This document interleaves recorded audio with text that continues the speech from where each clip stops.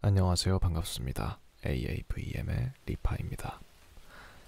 자, 오늘도 책 소개해드리는 시간, 구작이든 신작이든 직접 읽어보고 책을 소개해드리는 코너, 이 책 어때 코너로 돌아왔습니다. 저는 이제 막 기말고사가 끝나고 방학을 맞이하게 됐는데요. 대학교의 생활도 점점 끝이 보이는 것 같아서 뭔가 아쉬운 마음이 들기도 하고요. 또 한편으로는 좋기도 하고, 그렇습니다. 그동안 영상 업로드가 늦어졌던 점에 대해서 죄송하게 생각합니다. 아르바이트도 해야 되고 또 이런저런 학교 일도 해야 되고 하다 보니까 손이 많이 가는 영상은 만들기가 영 쉽지가 않더라고요. 참 바쁜 나날인데 구독자 여러분들과 청취자분들도 많이 바쁘시겠죠. 요즘들 다들 어떻게 지내시는지 궁금하기도 하네요. 모쪼록 날씨가 더워지는 만큼 건강에 유의하시면서 생활하셨으면 좋겠습니다. 자, 책 이야기로 돌아와서요.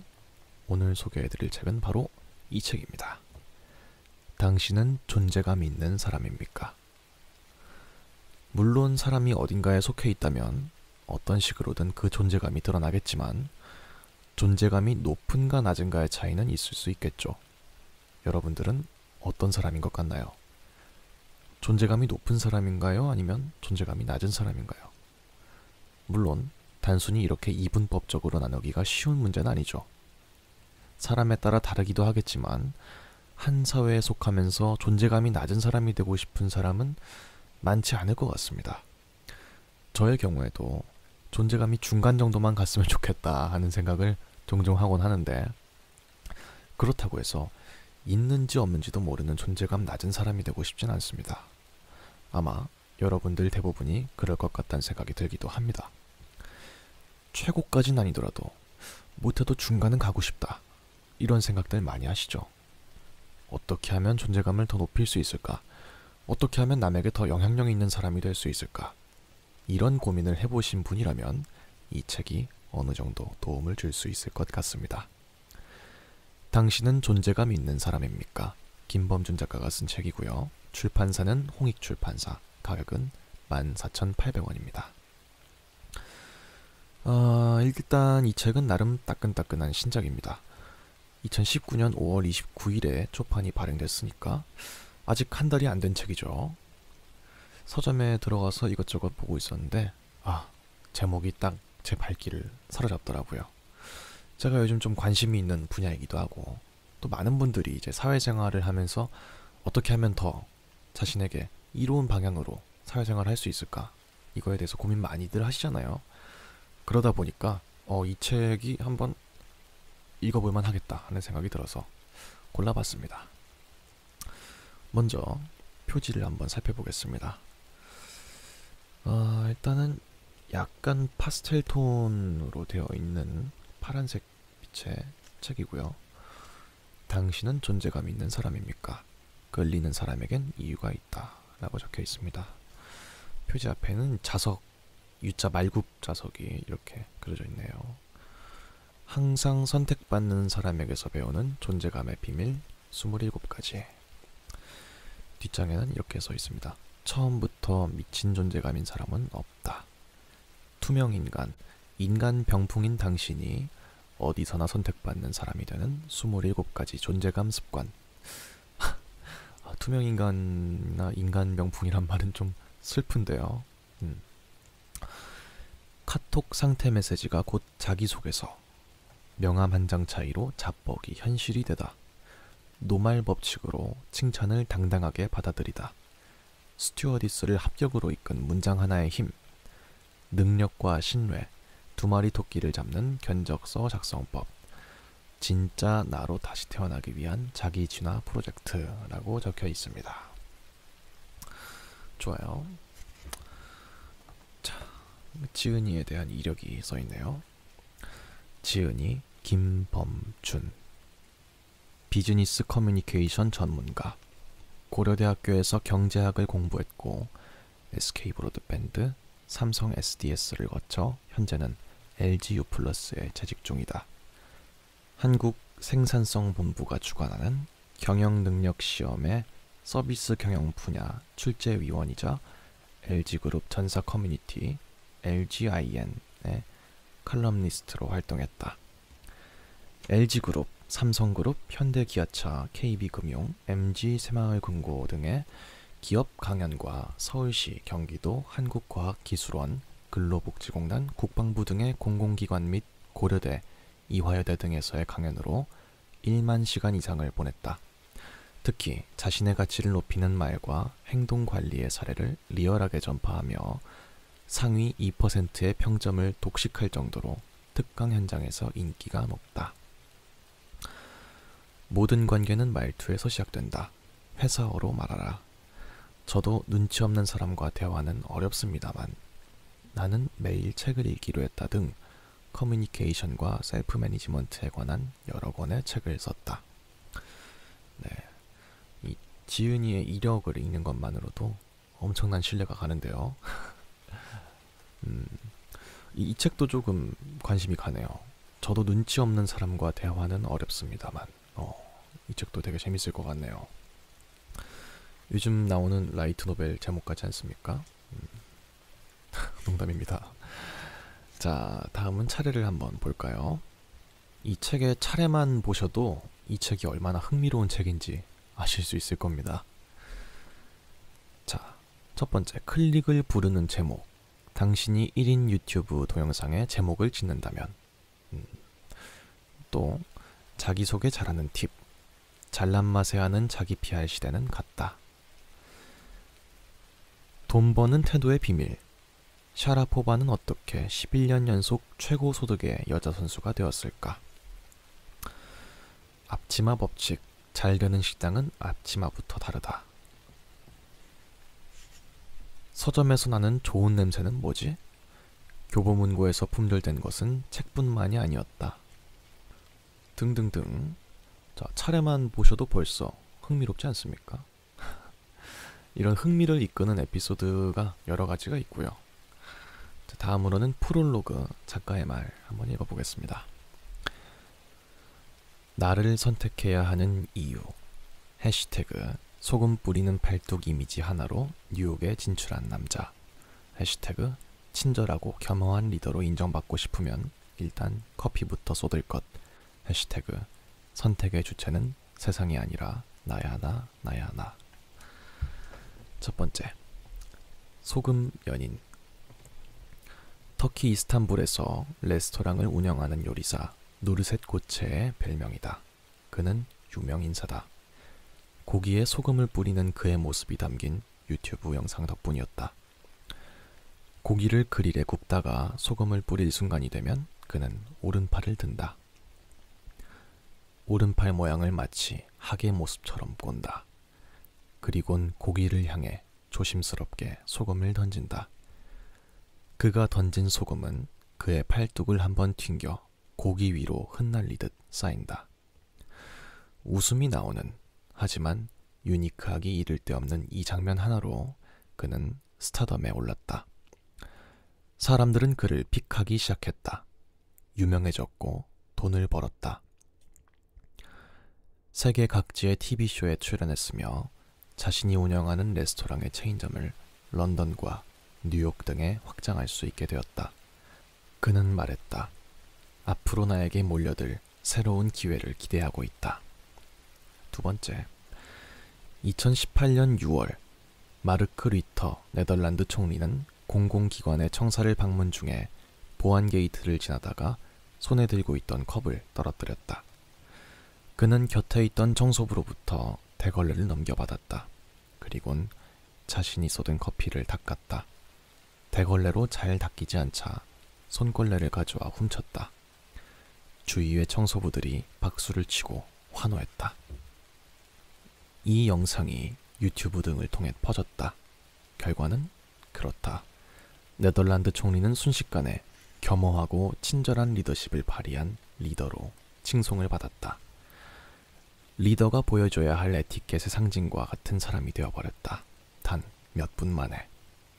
세 번째, 나를 알리는 것은 큰 돈을 써서 광고를 하는 게 다가 아니다. 죽어라고 일만 하는 것도 아니다. 그보다는 일상에서 소소하게 실천할 수 있는 것 하나가 나를 선택하게 만든다. 고기에 소금 뿌리기, 흘린 커피 대걸레로 닦기 등이 그것을 증명한다. 당신이 낸 리포트가 교수님으로부터 외면을 받는다면, 당신이 만든 음식을 손님들이 찾지 않는다면, 당신이 윗사람으로부터 인정받지 못한다면 그런 안타까운 일은 없어야겠다. 세상의 픽으로부터 소외되지 않기 위해서라도 이제 나를 알리는 방법을 알고 또 실행할 수 있어야 한다. 면접이나 이직의 장면은 물론이고 기획 제안의 통과, 사랑하는 사람과 연애를 하는 일, 모임에서 호감을 사는 일, 심지어 인스타그램에서 좋아요 받는 일까지도 인생의 모든 순간에 선택 잘 받는 법에 관한 확실한 팁 몇 개 정도는 알고 있는 게 자기 자신을 위한 기본적인 배려다. 그건 그리 큰 것들이 아니다. 모두 작고 소소한 것들이다. 우리가 충분히 해볼 만한. 네 번째, 이 책은 세상이 내 콘텐츠를 자연스럽게 원하게 만드는 나를 브랜딩하는 이야기들을 찾아내고자 했다. 나 브랜드는 나의 이름을 들은 상대방의 머리에 떠오르는 나의 이미지다. 세상이 나를 뭐라고 부르는가의 문제다. 명함에 회사 이름이 없어도 나의 이름 세 글자만으로도 세상이 나를 선택하게 만드는 전략이다. 청바지에 일부러 작은 구멍이라도 내서 뭔가 자유로운 영혼을 표현하고 싶은 사람을 위한 것이다. 내가 무슨 말을 하는지, 내가 무슨 옷을 입는지, 내가 어떤 표정을 짓는지가 얼마나 중요한지 아는 혹은 알고 싶은 사람을 위한 것이다. 정확하고 세련된 방식으로 나를 표현하고 존재감을 돋보일 수 있는 나 브랜딩 방법을 소개했다. 다섯 번째, 최근 지자체장 한 분이 옥탑방 생활을 했다. 그는 옥탑방 생활 하나로 일 잘하는 지자체장에서 이슈의 중심에 서는 상징으로서의 지자체장으로 사람들의 기억에 떠오르게 되었다. 다소 밋밋했던 그의 이미지는 보다 선명해졌으며 좀 더 큰 정치적 무대로 옮겨갈 수 있는 기회를 스스로 만들어냈다. 가만히 있는 정치인보다는 일을 내는 정치인이 결국 오래 간다는 말이 있다. 그는 남이 뚫어놓은 고속도로를 달리는 게 아니라 새로운 정글을 뚫고 길을 만들어내는 선택을 했고 일정 수준 성공했다. 그도 미래의 핑미를 위해 현재 자신의 나 브랜드를 갈고 닦는 중이다. 이 책을 통해 당신이 자신의 원본 그대로를 표현하면서도 자신의 가치를 있는 그대로, 아니 그 이상으로 인정받는 기회를 만들기 바란다. 거창하지 않아도 좋다. 100명이 나를 아는 것보다 10명으로부터 사랑받는 게 나으니 말이다. 내가 필요한 사람들에게 사랑받는 사람이 되는 것, 최소한 이 정도를 목표로 했다. 여섯 번째, 자신이 무엇을 원하는지 결정했는가? 이제 자신의 매력을 아낌없이 드러내는 나라는 브랜드로 세상의 기회들을 당신의 것으로 만들 차례다. 당신이 생각한 대로, 당신이 원하는 대로, 기쁜 마음으로, 김범준 이라고 적혀 있습니다. 네, 앞으로도 이 책을 관통하는 하나의 주제어가 나 브랜드입니다. 나 브랜드 혹은 나 브랜딩. 나 스스로를 하나의 어떤 가치를 가지는 내 이름 석자가 브랜드처럼 사람들에게 받아들여질 수 있는 그런 이미지를 만들기 위해서 어떤 것들을 해야 될지에 대해서 이 책이 다루고 있고요. 확실히 이 각자의 능력이 상향 평준화가 되고 있는 이런 치열한 시대에 존재감이 가지는 힘은 상당히 큰 것 같다는 생각이 듭니다. 스펙을 제외하고도 이 사람이라면 왠지 괜찮을 것 같다. 이 사람은 왠지 듬직한 느낌이 있다. 실제로는 그렇지 않을 수 있더라도 이런 느낌적인 느낌도 상당히 중요하게 여겨지는 그런 시대잖아요. 이 책을 통해서 어떻게 느낌적인 느낌을 만들어 나갈 수 있는지 한번 살펴보겠습니다. 흥미롭게 읽었던 부분들을 중점으로 부분 낭독을 해드리겠습니다. 첫 번째, 클릭을 부르는 제목. 당신이 1인 유튜브 동영상의 제목을 짓는다면. 이거는 굉장히 저도 흥미로운 에피소드인데요. 이렇게 써있네요. 해시태그 혹하게 만드는 힘, 해시태그 유튜브로 100억 버는 사람들의 비밀, 해시태그 내 이름에 날개를 다는 법. 동영상 플랫폼 유튜브의 영향력은 하루가 다르게 커지고 있다. 사람과 기업이 이곳에 모여들고 초등학생, 중학생들에겐 유튜브 채널에서 인기 진행자로 활동하는 사람이 대통령보다 더 관심 있는 사람이다. 어른의 입장에서 봤을 땐 이상한 몸짓과 기상천외한 도전을 하고 벌레를 억지로 먹으면서 괴로워하는 자신을 촬영하는 신기한 사람들이다. 하지만 알고 보면 이미 그들은 하나의 기업으로 성장했다. 수십 명의 직원을 두고 회사를 운영하며 한 달에 회사원 몇 명의 연봉을 우습게 벌어들인다. 이들을 어떻게 볼 것인가? 그들의 수입에 배 아파하다 끝날 것인가? 아니다. 배워야 한다. 특히 나 브랜드에 관심을 지녔다면 말이다. 그들은 나 브랜드를 알릴 줄 아는 프로페셔널 마케터다. 무엇을 보여줘야 하며 어떻게 표현해야 하는지를 잘 알고 있다. 특히 그들은 클라이언트의 개념을 잘 알고 있다.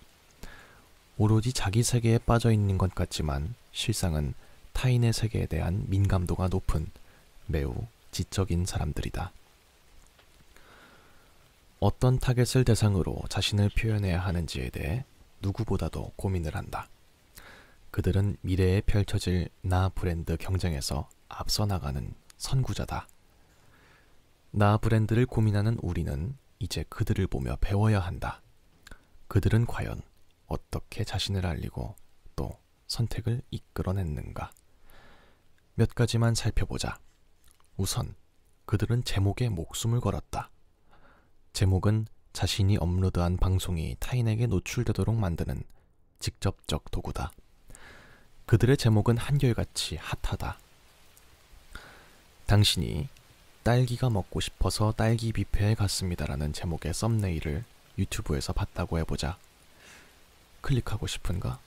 아닐 것이다. 평범한 제목으로는 관심을 끌 수 없다. 나라는 사람을 브랜딩하려는 우리들이라면 위의 제목을 어떻게 고쳐야 할까? 잠시 생각해보라. 그리고 이제 아래의 문항 중에서 골라보라. 첫 번째, 딸기 먹으러 딸기 뷔페에 갔던 이야기. 두 번째, 내 돈 내고 딸기를 원 없이 먹으러 다녀온 경험담. 세 번째, 12만원 주고 딸기 뷔페 가서 쫓겨날 때까지 먹고 오기. 공대생 변승조. 정답, 아니, 나 브랜드를 형성하는 데 어울리는 항목은 3번이다. 자, 이제 왜 3번이 정답이 되어야 하는지 이유를 알아보자. 2018년 8월 기준 딸기를 유튜브에서 검색하면 최상위로 나오는 동영상의 제목이 바로 3번의 제목, 즉 12만원 주고 딸기 뷔페 가서 쫓겨날 때까지 먹고 오기, 공대생 변승주이다. 이 동영상의 조회수는 해당 날짜 기준으로 272만 5262회이다. 272만 회. 도대체 이게 무슨 의미가 있는 동영상이라고 270만 회가 넘도록 보고 있을까? 한심한 사람들이다.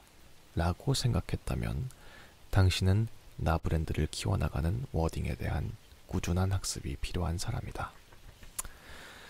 유치하더라도 우습더라도 클릭이라는 노력을 들이며 어마어마한 사람들이 그 동영상을 선택했다는 사실 자체를 인정해야 한다. 게다가 그 동영상이 아무것도 아닌 내용이었다면 오히려 뭔가 더 배울 것이 있음을 기억해야 한다. 딸기라는 키워드로 유튜브에서 검색을 했을 때 위의 동영상 다음으로 많은 조회수를 기록한 것은 어떤 제목이었을까? 총 90만 회의 조회수를 기록한 얼굴만한 자이언트 딸기는 일반 딸기보다 씨가 몇 개나 많을까? 허팝이라는 제목을 갖고 있는 게시물이었다. 이 제목에 대해서 어떻게 생각하는가? 우스운가? 우스운 그들은 이미 이런 동영상을 올려대면서 연간 몇 천만 원, 아니 수억 원의 수입을 얻어내고 있다. 어그로라는 말이 있다. 게임에서 많은 데미지나 공격을 버틸 수 있는 개체의 행위가 원뜻이라면 우리에겐 오히려 파생적인 뜻, 즉 이목을 집중시키는 사람의 행위라는 것이 더 친숙하다. 유튜브의 제목은 일종의 어그로를 응용하고 있는 경우가 많다. 그러니 말 같지도 않은 말을 사용한 제목이라고, 게다가 그 내용이 실없는 시간 때우기용 동영상 같다 하더라도 우습게 여기면 곤란하다.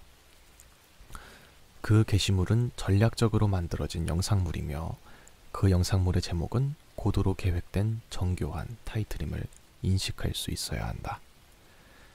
나 브랜드는 결국 나를, 나의 행동을 세상에 알리는 제목과 같은 개념임을 기억하자. 누군가의 마음을 한 번에 끌어들일 수 있으려면 우리에겐 일단 세상의 수많은 제목들을 공부하는 노력이 필요하다. 인기 유튜버들의 게시물 제목에서 놓쳐서는 안 될 부분이 하나 더 있다.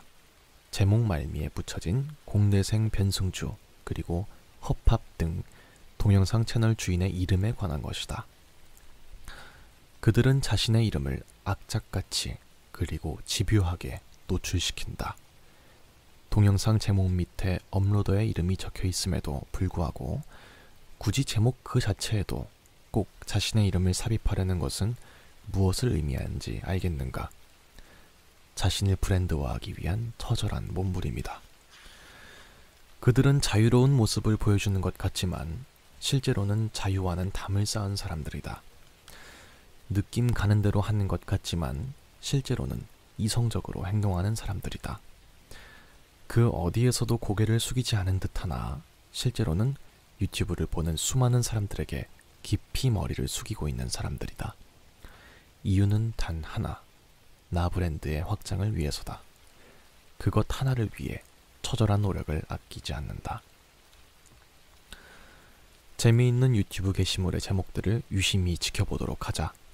자신이 자주 클릭하는 동영상 제목들의 특성을 하나하나 적어보고 살펴본다면 자신의 성향을 간접적으로 확인할 수 있는 것은 물론 직접 제목을 짓는 스킬에도 도움을 얻을 수 있다.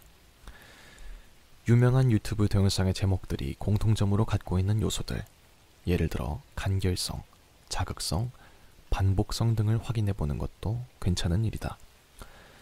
일반적인 글쓰기 문법과도 다름을 확인하는 것도 좋다.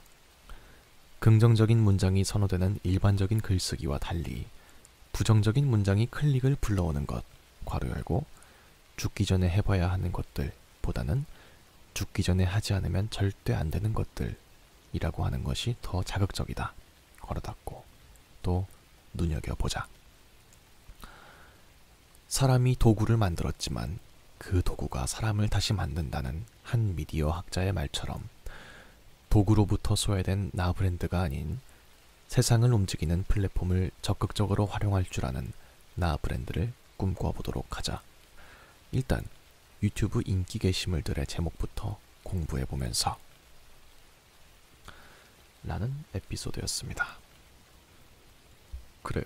이제 SNS가 손에 꼽기 어려울 만큼 많지 않습니까?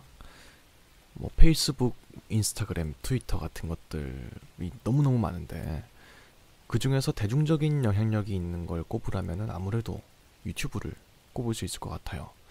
정말 남녀노소 불문하고 모든 계층에게 인기가 많지 않습니까? 기업들도 많이 이제 유튜브로 들어오고 있죠. 처음에는 유튜브를 조금 에이 뭐 설마 뭐 이런 느낌으로 생각했다면은 이제는 정말 기업들도 중요한 미디어로서 생각하는 것 같아요. 그러다 보니까 기업, 개인, 단체 불문하고 남녀노소 정말 누구든지 다 들어와서 하는 게 유튜브다 보니까 남의 눈길을 끌 수 있는 제목을 선택하는 것이 정말 중요하게 됐죠. 이 책에 나와 있는 것처럼 이 정보의 호수에서 어떻게 내 동영상을 상대방에게 어필할 수 있을 것인가, 요걸 고민하는 거 정말 중요한 것 같아요. 어떻게 보면은 사회생활 하나가 유튜브랑 똑같다고 할 수 있겠죠. 다들 비슷비슷한 경쟁력, 남녀노소 정말 다양한 스펙을 가진 사람들이 와서 싸우는 이 사회에서 어떻게 하면 내가 남들보다 더 확 눈길을 끌 수 있을까? 요걸 고민하는 게 어떻게 보면은 유튜브가 하나의 축소판이 아닌가 하는 생각이 들기도 합니다. 물론 낚시성 제목이나 썸네일이 좋다는 건 아니죠. 외국에서도 이제 이런 표현이 있어요. 클릭바이트라고 해서 이제 클릭을 하게끔 만드는 제목, 썸네일인데 들어가 보면 실상은 별거 없고 이런 것들이 있는데 좀 부정적인 영향력을 가지고 있기도 하기 때문에 적당하게 잘 쓰는 게 좋을 것 같아요. 상대방에게 이목을 끌 수 있고 나라는 이름을 알릴 수 있는 어떤 소소한 조미료로서의 역할을 할 수 있는 정도로만 쓸 수 있다면 좋을 것 같네요. 네, 유튜브에 대한 이야기였고요. 비단 유튜브에 대한 이야기만은 아니었던 것 같습니다. 어떤 함축적인 의미를 가지고 있는 것 같네요. 자, 두 번째 에피소드입니다. 자기소개 잘하는 팁. 잘난 맛에 하는 자기 PR의 시대는 갔다. 해시태그 저는 당신에게 도움을 주는 사람입니다. 해시태그 자랑 따윈 집어치우고 도움부터. 해시태그 김정은도 자기 어필에 목매는 시대. 누군가를 처음 만났다면 어떻게 자신을 소개할 것인가? 여러 방법이 있을 수 있겠지만 결론부터 말하자면 당신의 자기소개에 이런 의미가 표현되거나 내포되어 있으면 좋겠다. Helping you. 상대방이 당신으로부터 얻을 것이 무엇인지를 인사 속에 포함시키는 게 좋다. 나의 사례를 들어보도록 한다. 언젠가 6개 팀이 소속된 부서의 모든 직원이 모여 서로를 소개하는 자리가 있었다. 대부분 자기 자신을 이렇게 소개했다. 처음 뵙겠습니다. 저는 땡땡팀 홍길동입니다. 저는 땡땡땡 업종을 맡고 있습니다. 앞으로도 선후배님 그리고 동료들과 함께 성과를 만들어내도록 하겠습니다. 감사합니다. 이런 이야기가 10명, 20명 계속된다고 생각해보라. 그렇다. 지루하다. 이 많은 사람들 속에 한 번씩만 들어도 1시간 훌쩍 지나가겠네 라며 심드렁한 표정을 짓는 사람도 보인다. 듣는 사람 입장에선 흥미를 가질 만한 어떤 이유도 찾을 수가 없기 때문이다. 자기소개를 왜 하는가? 관계를 맺고 싶어서다. 관계는 누구를 대상으로 하는가? 그렇다. 상대방이다. 그렇다면 상대방에게 어떤 베네핏을 알려줄 것인가에 총력전을 펼쳐야 한다. 상대방이 얻을 수 있는 베네핏을 말하지 못하는 자기소개는 의미가 없다. 나 브랜드를 고민하는 당신이라면 당신이 어떤 사람인지만 강조하려 하지 말고 당신의 흥미나 능력만 자랑하려 하지 말고 나는 당신에게 어떤 도움을 줄 수 있는 사람입니다 를 얘기해야 한다. 나는 이렇게 말했다. 저는 복잡하다고 소문난 하지만 우리의 성과를 위해선 반드시 알아야 할 땡땡 상품에 대해서는 상품 개발 부서에 있는 친구들보다 더 잘한다고 자부하는 사람입니다. 웃으시는데 믿으시는 게 좋을걸요. 일하다가 땡땡 상품에 대해서 잘 모르시면 땡땡 상품에 대해 프로세스가 막힌다면 어떻게 해야 할까요? 그렇죠. 그냥 저에게 말하세요. 참, 저는 김범준입니다. 제 이름 기억해 두셔야 할 겁니다. 물론 부작용은 있었다. 그 이후로 땡땡 상품에 대해 궁금하거나 답답한 분들이 나를 자꾸 찾아오게 되었으니까. 하지만 그 과정에서 맺게 되는 인간관계의 양과 질은 단순히 피상적으로 인사나 하고 지내던 예전과 차별화된 것만큼은 확실하다. 하나 더, 땡땡 상품에 대한 나의 전문성은 더 깊고 높아져만 갔다는 것도 말씀드리고 싶다. 인간관계의 성장은 물론 나의 지식과 지혜도 발전하게 된 것이다. 내 능력이 남보다 우월하다고 생각만 하고 있어봤자 아무도 알아주지 않는다. 상대방에게 이득이 될 만한 가치를 적극적으로 얘기할 수 있어야 나 브랜드는 확장력을 갖는다. 당신이 나와 같은 직장인이라면 회사에서 누군가와 차별화되는 능력 하나 정도는 갖고 있을 텐데 중요한 건 그것이 어떻게 상대에게 긍정적으로 작동할 수 있는지 말할 수 있어야 한다는 점이다. 한 방송사의 프로그램에 동방신기 멤버 윤호가 출연했다. 그는 말하는 과정에서 요즘은 자기 어필 시대인 만큼 나를 알리는 것이 중요하다고 생각한다고 했고, 이에 프로그램의 MC인 유재석은 자기 PR 시대는 들어봐서도 자기 어필 시대는 처음 들어본다고 반응하면서 사람들을 복속해했다. 많은 사람들이 폭소를 보였지만 나는 개인적으로 윤호의 말이 그리 왜곡된 단어라고 생각하지 않는다. 두 단어를 비교해 살펴보면 PR, Public Relation, 널리 알리다, 어필, 흥미를 끌다, 호소하다, 간청하다 라는 의미로 어필은 상대방의 소통을 바탕에 두고 있는 점을 알 수 있다. 잊기 쉽지만 자기소개 역시 대화다. 듣는 이를 생각하지 않고 자기 얘기만 늘어놓는 대화만큼 따분한 것은 없다. 그러니 자신의 장점을 일방적으로 알리는 자기 PR이 아닌 상대방이 나의 장점에 대해 관심을 갖고 기뻐하도록 알리고 감사하고 노력하는 자기 어필로의 태세 전환은 연예계라는 치열한 경쟁 사회에서 누구보다 고민하고 잘 준비한 것에서 나온 말이라고 생각한다. 한 국가를 좌지우지하고 있는 독재자, 이제 독재자라고 부르면 안 되겠구나. 김정은도 마찬가지였다. 2018년 남측 지역에서 열린 남북 정상회담을 지켜봤다면 인상 깊은 장면이 있을 것이다. 속칭 도보다리에서 남북 정상 간의 대화 장면은 특히 압권이었다. 그 중에서도 나는 특히 김정은의 매너에 감탄했다. 소문난 골초였던 그는 아침부터 이어지는 정상회담으로 흡연 욕구가 최고치에 이르렀을 것이 분명함에도 재떨이에 덮인 뚜껑에 손조차 대지 않았다.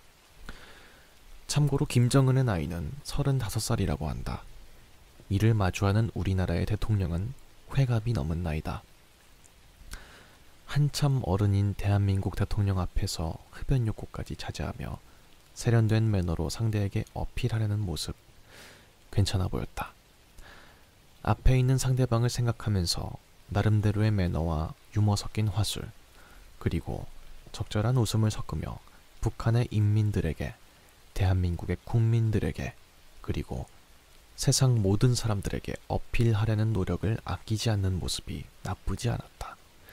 김정은도 어필에 집중하는데 평범한 나, 그리고 당신이라면 더욱 열심히 해야 하지 않겠는가?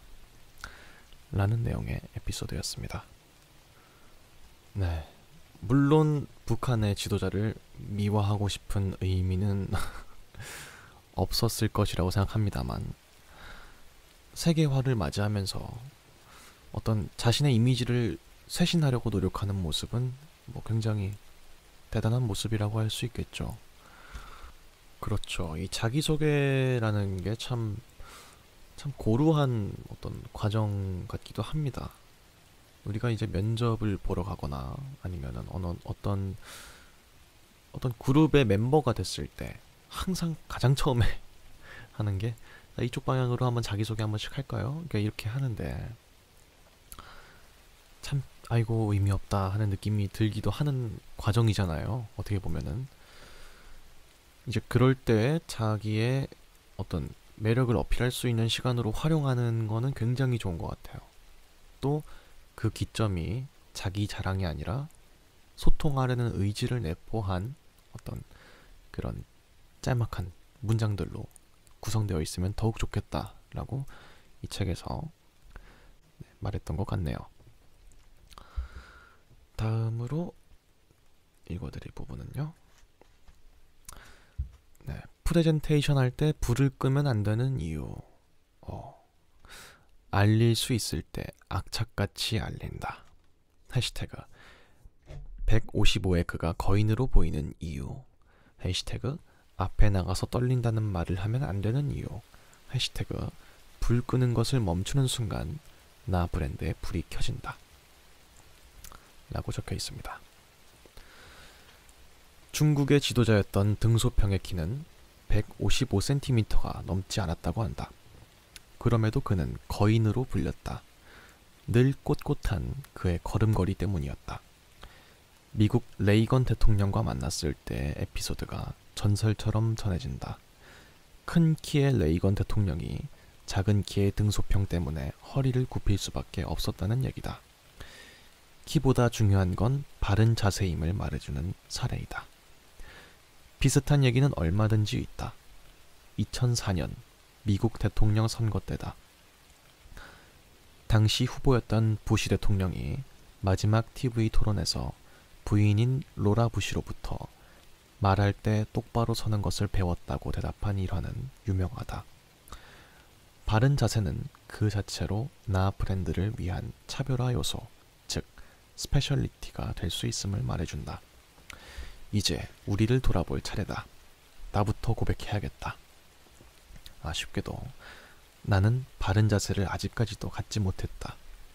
변명을 하자면 척추측만증이 문제다. 경추 4번 부근에서 휘기 시작한 척추가 25도 가까이 구부러져 있어 늘 어깨 한쪽이 기울어진다. 이를 발견한 사람들은 왜 이래 어깨? 라며 놀라기도 한다. 뭐 사는데 지장은 없다지만 누군가에게 나의 첫 모습을 보여줄 때 바르지 못한 자세, 불완전한 이미지가 신경 쓰이는 건 사실이다. 등소평은 키가 작았을 뿐 자세가 어중간했던 것은 아니다. 구부정한 리더를 본 적이 있는가? 없을 것이다. 바른 자세는 자기 자신을 긍정적인 모습으로 세상에 보이게 만드는 상징과도 같다. 물론 자세를 무슨 기싸움처럼 하라고 권하고 싶진 않다. 언젠가 우리나라의 국방부 장관이 북한의 정치인을 만나 악수를 하게 되었다. 허리를 숙이는 대신 절도인은 목례를 했다. 화제가 됐다. 그의 꼿꼿함은 그에게 긍정적인 이미지로 작용했다. 당당한 자세는 특별한 이유가 없다면 버릇없다는 얘기보다는 자신감 있어 보인다는 말을 듣는다. 어깨를 펴고 앞을 자신있게 바라보는 사람에게 아무래도 신뢰감이 더 가는 것을 부정하기는 힘들다. 미국의 심리학자 엘버트 메라비어는 말하는 사람의 인상을 좌우하는 요인 중 말의 내용은 고작 7%에 불과하다고 말했다. 듣는 사람의 입장에선 시각과 청각의 영향을 받는 비율이 훨씬 크다는 것이다. 말하는 사람의 이미지가 마음에 들어야 말하는 사람의 내용에도 귀를 기울이게 된다. 시선만이라도 당당하게, 몸의 자세만이라도 자신있게 보이도록 하는 건 어떨까? 자신의 모습이 상대방에게 어떻게 비춰지는가는 나 브랜드를 고민하는 우리라면 꼭 염두에 둬야 할 부분이다. 그럼에도 우리는 자신을 정면으로 노출하는 것에 두려움을 느끼는 경우가 많다. 당신이 발표 자리에 나갔다고 해보자. 앞에는 약 30여 명의 청중이 있다. 당신이라면 처음 무슨 말로 발표를 시작할 것인가? 안타깝게도 자신을 깎아내리는 말부터 하는 사람들이 너무나 많다. 여기 나오니까 너무 떨리네요. 제가 말할 자격이 있는지 모르겠는데, 저도 사실 잘 모르는데 나오라고 해서 나오긴 나왔는데, 뭐 이런 말로 시작하는 순간 30명 중 아마 반 이상은 당신의 발표에 대한 기대를 접을 것이다. 청중은 자기 시간을 들여 굳이 그 자리까지 온 사람이다. 손을 어디다 들 줄 모르고 시선은 땅 밑만을 본 채 자신감 없다는 말만 반복하는 이의 말에 귀를 기울일 만큼 한가한 사람은 별로 없다. 하나 더, 불을 끄지 말아야 한다. 파워포인트 등을 이용한 발표라면 불을 환하게 해선 잘 안 보일 수도 있겠다. 그렇다고 하더라도 청중의 시선이 당신이 아닌 파워포인트에 주로 머물게 해선 안 된다. 사람들은 파워포인트를 만나러 온 게 아니다. 당신을 만나고 싶어서, 당신의 이야기를 듣고 싶어서 왔다. 당신의 시선은 청중의 눈과 늘 컨택되어 있어야 한다. 단상에 비춰지는 화면을 보며 발표하는 당신을 발견하는 순간, 청중도 고개를 숙여 잠시 꺼놨던 자신의 핸드폰을 켜서 보기 시작할 것이다. 물론 1대1의 미팅 자리에 있어서도 당당한 정면 응시의 중요성은 더 말할 나위가 없다. 자신의 무한한 가치를 아낌없이 세상에 드러내고 싶다면 나 브랜드를 조금이라도 빠른 시간 내에 확장하고 싶다면 나의 얼굴을 드러내는 것에 대한 두려움 정도는 저 멀리 던져버리자 라는 내용이었습니다. 그렇죠. 저도 이제 뭐 아무래도 아직까지는 학교를 다니고 있으니까 뭐 이래저래 발표를 할 일이 참 많습니다. 근데 저도 이제 잘 못했거든요. 발표 같은 거를. 뭐 지금도 뭐 빼어나게 잘하는 타입은 아니지만. 근데 전 이제 연극 같은 거를 하면서 이제 대중들 앞에 서는 일이 익숙해지다 보니까 발표하는 게 그리 어렵지 않더라고요. 그리고 실수하더라도 뭐 실수하면 뭐 어때? 뭐 죽기라도 하나? 뭐 이런 생각으로 좀 자주 했던 것 같은데 이 자기 자신을 깎아내리는 게 어디서부터 기인을 하는가 생각을 해보면은 아무래도 우리나라가 유교권 국가인 게 아마 좀 크게 작용하지 않을까 생각이 들어요. 일단 겸손을 하는데 가장 쉬운 방법은 자기 자신이 부족한 사람임을 본인이 인정하는 것이죠. 그렇다 보니까 발표를 할 때 아무래도 이런 일들이 많이 일어나는 게 아닌가 하는 생각이 듭니다. 그렇죠. PPT 발표하는데 발표자가 어버버버버 하면서 발표를 잘 못하면은 핸드폰에 손이 가게 되죠. 아무래도 굉장히 중요한 말인 것 같아요. 자세가 중요하다. 그리고 메라비안의 법칙도 한번 나왔는데 실제로 말하는 내용보다도 그 발표자의 태도나 음성적인 청각적인 요소들 그리고 발표자의 복장이나 외모 같은 것들이 발표의 내용보다 훨씬 더 중요하게 작용이 된다고 합니다. 발표할 때는 꼭 멀끔하게 입고 나가야겠네요. PPT 할 때 불을 끄지 말아야 된다. 이거는 이 책을 보면서 처음 알았어요. 그리고 이제 저도 최근에 마지막 발표를 저번 주에 한번 했었는데 그때 불을 안 끄고 했거든요. 확실히 불을 안 끄니까 파워포인트 쪽보다 제 쪽으로 더 시선이 끌리는 게 느껴지긴 하더라고요. 요거는 내용에 따라서 다르겠지만 뭐 동영상 같은 거를 준비한 PPT 발표가 아니라면 충분히 해볼 만한 것 같습니다. 그렇다고 너무 안 보이게 하면 안 되겠죠. 조금만 끄든지 뭐 이런 식으로 하시면 될 것 같네요. 자, 다음으로 읽어드릴 에피소드는요.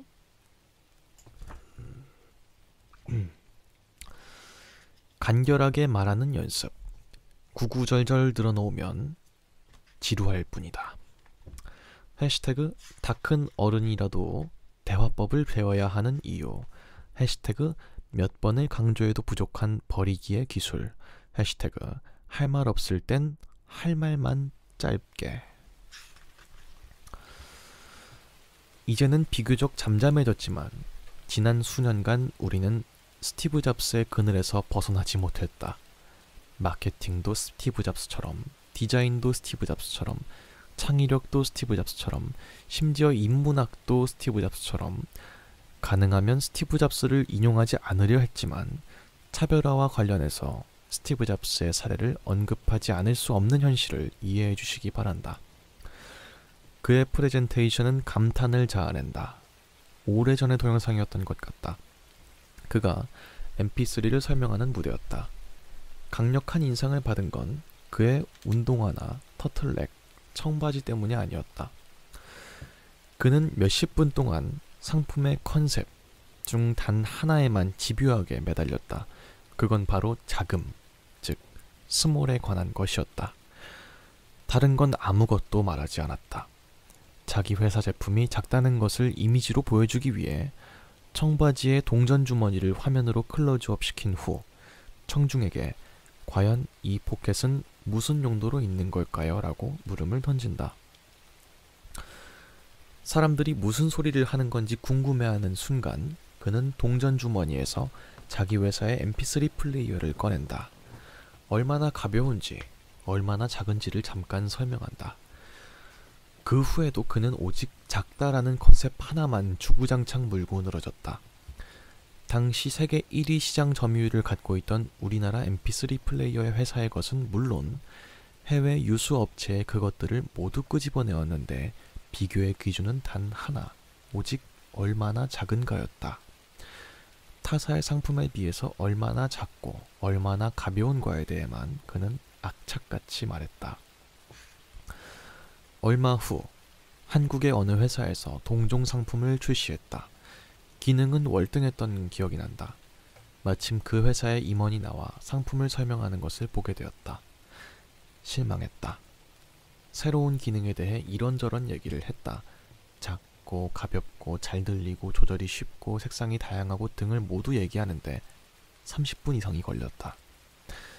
하지만 스티브 잡스의 프레젠테이션과 비교하면 완패였다. 장황함과 간결함의 싸움에서 사람의 마음을 사로잡은 건 간결함이었다. 소비자와 제품의 거리를 좁힌 건 최신의 기능과 현란한 프레젠테이션이 아니었다. 핵심에만 집중하는 집요함이었다. 나를 소개하는 자리에서도 간결하고 짧은 임팩트 있는 말 한마디가 상대방을 사로잡는다. 오래전에 내가 겪은 일이 기억난다. 다니는 직장의 혁신 커뮤니티의 한 명의 구성원으로 참여하게 되었다. 약 20명이 넘는 사람들이 회의실에 모였다. 잠시 후 리더가 입장했고 이런저런 의견들을 나누었다. 중요한 의제를 하나 뽑아서 얘기하다가 각자 자신의 생각을 돌아가면서 말하는 시간이 되었다. 다른 사람들은 너무나 간단히 말을 끝냈다. 이상하다. 자신을 PR할 수 있는 좋은 기회인데 왜 저렇게 짧게 말을 할까? 라는 생각이 들었다. 내 차례가 왔다. 저는 이 혁신 커뮤니티에 들어온 것을 영광으로 생각합니다. 현장에서 느낀 모든 것에 대해 여러분과 함께 생각하고 싶습니다. 저는 지금 영업사원으로 현장을 누비고 있습니다. 현장에서 모든 것이 나온다고 생각합니다. 고객을 모시는 영업사원으로서 회사의 혁신을 위해 함께 하겠습니다. 현재 저는 땡땡 고객을 모시고 있습니다. VIP 고객 중에서도 VIP 고객입니다. 잘 모셔서 올해도 꼭 제 개인적인 성과를 달성하도록... 이쯤에서 나는 말을 끊을 수밖에 없었다. 왜? 모임을 이끄는 리더로부터 이야기를 멈추도록 요청받았기 때문이다. 나는 말이 많았다. 굳이 성과까지 말할 이유는 어디에도 없었다. 나는 착각했다. 많은 말을 해야 한다고. 그래야 내가 돋보인다고. 차별화가 된다고 말이다. 오해했다. 나는 이렇게 말해야 했다. 저는 현재의 프로세스에 대해 긍정적입니다. 사업부서와 영업부서를 이어주는, 그래서 궁극적으로는 영업사원들의 시간을 아껴주는 시스템이 될 것이라 생각합니다. 핵심만 간단히, 단 핵심만은 빼지 않고 말하라. 중요한 것을 제외한 나머지는 버리는 용기. 그게 나를 바라보는 사람들과의 거리를 좁히는 차별화의 시작임을 기억하자. 라는 내용이었습니다. 제가 전에도 한번 말씀드렸던 적이 있는 것 같은데, 전에 아르바이트 하던 그 식당에서 사장님이 명언 보따리셨거든요. 어떤 것만 해도 다 명언으로 이끌어가는 그런 분이셨는데, 일침이라는 것은 짧고 간결한, 그래야지 효과가 있는 겁니다. 그쵸? 여러분들도 공감하실 것 같아요. 명언을 구구절절 다 늘어놓는다고 해서 다 명언이 아니죠. 반짝인다고 다 금이 아니듯이 어떤 그런 간결성이 가지는 중요성에 대해서 언급하고 있는 것 같아요. 발표 같은 것도 보면은 되게 늘어지고 재미없는 발표가 있어요. 길다고 해서 다 굉장히 영향가 있는 그런 발표는 아니죠. 반면에 짧지만 사람들의 이목을 한순간에 집중시키는 그런 발표도 있습니다. 그런 거 보면은 핵심을 잘 짚었느냐 못 짚었느냐의 차이인 것 같아요. 요즘 그런 말이 있지 않습니까? 할 말 하안, 할 말은 많지만 하지는 않겠습니다. 뭐 이런 말도 있는데, 이게 물론 뭐 핵심을 짚어서 말하는 뭐 그런 내용의 신조어는 아니지만, 어쨌든 하고 싶은 말이 많더라도 핵심을 요약해서 핵심만 딱 짚어주는 어떤 그런 화수를 우리 모두 연습해보는 게 좋을 것 같네요. 네, 이렇게 해서 에피소드 4가지를 읽어드렸습니다. 이 4가지 에피소드를 포함해서 총 27가지의 에피소드로 구성이 되어 있고요. 에세이와 자기계발서, 이 중간쯤에 있는 책이 아닐까 생각이 드네요. 일단은 장점이 흥미를 끌만한 주제들이 많이 인용되고 있습니다. 뭐 유튜브 제목 짓기라든지 취업과 관련된 부분이라든지 뭐 SNS를 꾸미는 방법 같은 정말 요즘 가장 핫하게 화두가 되고 있는 것들을 책에서 잘 다루고 있다는 생각이 들어요. 만약 뜬구름을 잡는 주제만 다뤘더라면 금방 흥미가 떨어질 수도 있는 것들인데, 앞서 언급한 이런 주제들은 우리가 가장 궁금해하고 흥미로워하는 주제들이잖아요. 이런 주제들을 선정했다는 점이 이 책의 아주 큰 장점으로 작용하는 것 같습니다. 또 이 책을 꿰뚫는 하나의 키워드가 있다면 바로 나 브랜드일 텐데요. 나 자신을 브랜드화하는 전략이라는 큰 틀에서 에피소드 하나하나가 세부적인 예시를 들어가면서 이 나 브랜드를 소개해 나가는 느낌이라서 이 점도 좋았습니다. 요즘 시중에 있는 에세이들이 보통 신변잡기적인 어떤 공통된 주제 없이 에피소드로 이야기를 풀어나가는 경우가 제법 많은데, 이 책은 좀 통일감이 느껴지는 느낌이어서 보기가 편했습니다. 그 중에서도 가장 마음에 들었던 부분은 역시 현실성이죠. 저번에도 말씀드렸듯이 저는 현실성을 추구하는 편입니다. 요즘 서점에 가보시면은 느끼실 거예요. 책이라고 하기엔 너무 디자인에만 치우쳐 있는 게 아닐까 싶은 책들이 제법 많습니다. 그 속을 들여다보면은 다루고자 하는 이야기들이 너무 현실성이 없는 이야기인 경우가 많거든요. 물론 누군가에게는 위로의 말 한 줄 한 줄이 크게 와닿을 수도 있겠지만, 누군가에게는 그게 비생산적이라고 느껴질 수도 있는 부분이고요. 그렇다고 해서 제가 현실성을 추구한다고 해서 생산적인 것만 좋아하는 것도 아니고, 문학을 싫어하거나 시를 싫어하거나 이런 뜻이 아닙니다. 그렇지만 요즘 서점에 가면 정말로 주제 자체가 상당히 모호한 그런 책들이 많다는 것이죠.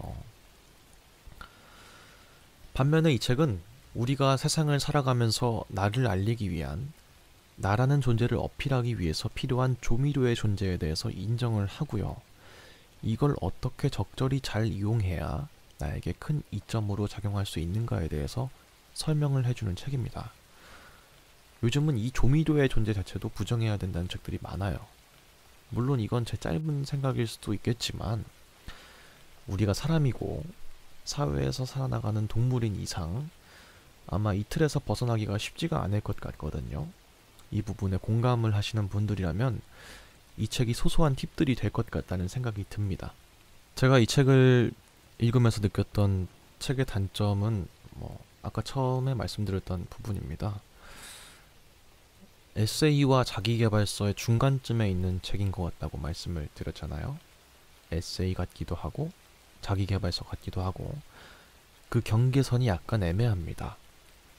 에피소드들 중에는 작가님이 직접 경험한 일을 바탕으로 쓴 에피소드들도 있고, 또 어떤 에피소드는 객관성에 의거해서 쓴 에피소드도 있습니다.